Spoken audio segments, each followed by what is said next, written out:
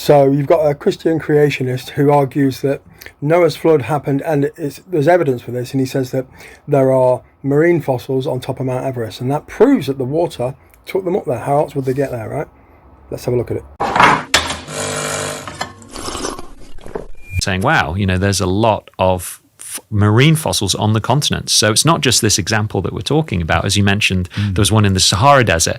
Actually, marine fossils are found everywhere, even on top of Mount Everest. Is that right? Exactly right. There's these little plants. The remains of some of those are found on the top of Mount Everest, which usually they're found under the ocean. So marine plants on the top of Mount Everest. That's right. So this really speaks of, okay, there probably was, even from a non-believing standpoint, there probably was this worldwide flood.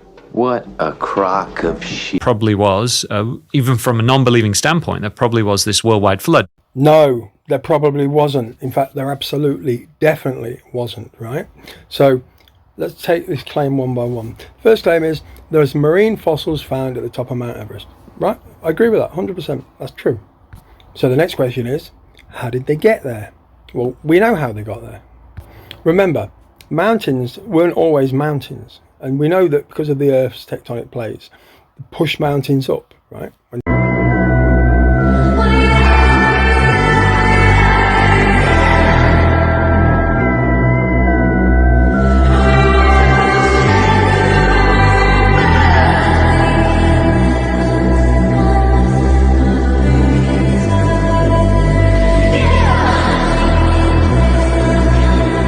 Mountains up, right? When two plates collide, they generally force it into a mountain. That's how mountains are formed.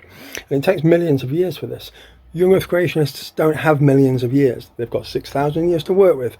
Since, God made everything in the book of Genesis at the beginning, you do work out the genealogies and you get to about 6,000 to 10,000 years. That's preposterous. It's absolutely absurd.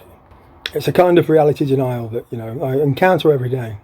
So how did these marine fossils get there then? So the mountains started off their life on the ocean floor where these marine fossils would be, and then over millions of years it pushes the mountain up, and then come to the present time now, and those marine fossils are on the tops of Mount Everest. It's just not difficult. The creationist perspective is that the Bible is literally true. The book of Genesis describes how Noah's Ark happened, and that the whole earth was flooded by water, and it filled the tops of the mountains, and that carried up the life forms, the fish, and that's where the fossils come from, various marine mammals. When the water came back down, that left them at the top of the mountain.